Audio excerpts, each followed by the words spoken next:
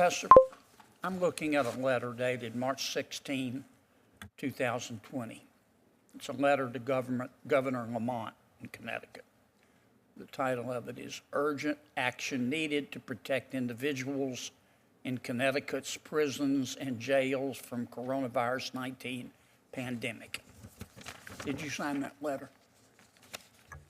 So I don't recall sitting here today, Senator. Here's your signature. Here it is back here. Why didn't you turn this over to us when you were asked to submit documents? So, Senator, I made every effort to search for everything that I had ever signed. That's not a letter I remember, but I will certainly take a look at that. And Well, we found it just with a search on the internet.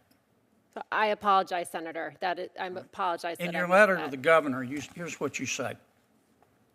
As they stand, prisons and jails are detrimental to public health and human rights and disproportionately harm marginalized communities, including Black, Brown, Indigenous, and other communities of color, immigrants, people with mental illness, people with disabilities, people in the LGBTQ plus community, people who use drugs, people engaged in sex work and street economies, and people experiencing houselessness and poverty. So if you believe that about our prisons, how are you going to ever send somebody to prison? So, Senator, I will need to take a look at that letter, and I apologize that that's not something I found to hand to this committee. You're not denying you said that. I do need to see the letter to see the context, because again, it's not something I remember adding my name to. I can assure you, Right. Senator. And you also say, first, you call on Governor Lamont to release everybody in jail. Is that right? Because of the coronavirus? So again, Senator, I would need to see that letter in front of me. It certainly was not. You can find it just put your name into Google. You'll find it in about 3 nanoseconds. I will, Senator. I can assure you that You said in your letter, Professor, we call on Governor Lamont, state of Connecticut, and all Connecticut jurisdictions to immediate release to the maximum extent possible people incarcerated pre-trial and post-conviction.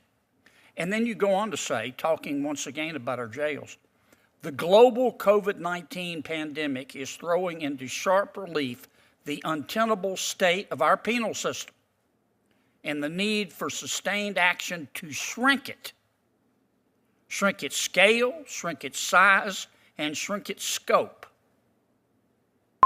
You sound here like the district attorney in San Francisco. If you believe that, how are you going to ever send us anybody to jail, Professor? I can assure you, Senator, that I understand the role of the judge, and that I can assure you prison time is an appropriate sentence in many cases. That's not what you say here to the governor. You wrote the governor. This isn't some DoorDash delivery guy. You wrote the governor of your state 3 years ago. So again, Senator, in law school.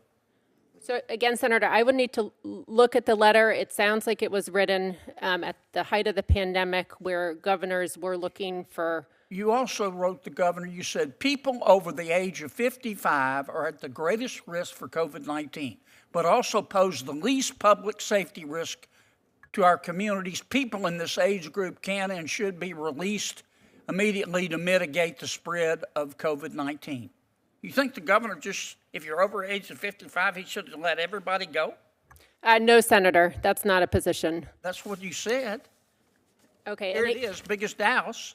Again, Senator, I will look at that letter. I can assure you that. Find it on Google, Professor.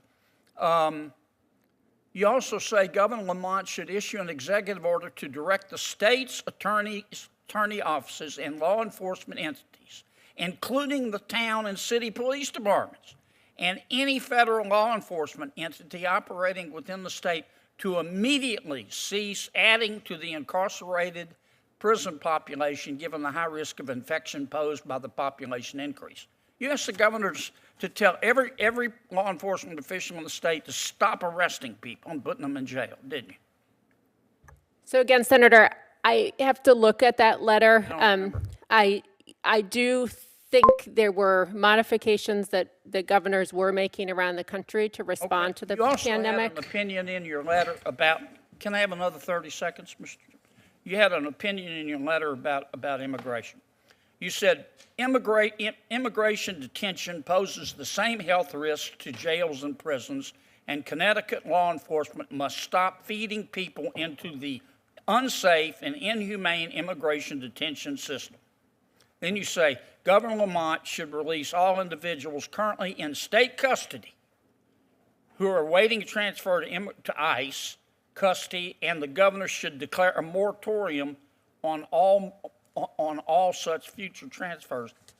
How, if somebody is in our country illegally and commits a crime, are you going to put them in jail if you believe this about immigration? Senator, I can assure you, were I so fortunate to be confirmed, I would treat crimes seriously. That's not what this letter says, Professor, and it was 3 years ago. It wasn't when you were in law school, and you didn't turn it over to us. We had to find it on our own. Senator, the chair has been generous in time. I think you've had your opportunity. Would you like to complete your sentence or statements? Thank you, Senator. I didn't mean to cut you off, but Dick was going to cut me off, so I understand. And I apologize. I made every effort to find anything that I had been associated with. So there were many emails and internet searches and otherwise that I did. I apologize if this is something I missed. It sounds like it was a letter that many people signed on to it. I will certainly review that and supplement my submissions to the committee. So I apologize, Senator, for having missed that. Let me suggest that you get a copy of the letter and respond for the record in writing as to what the nature of the letter was and what your position was.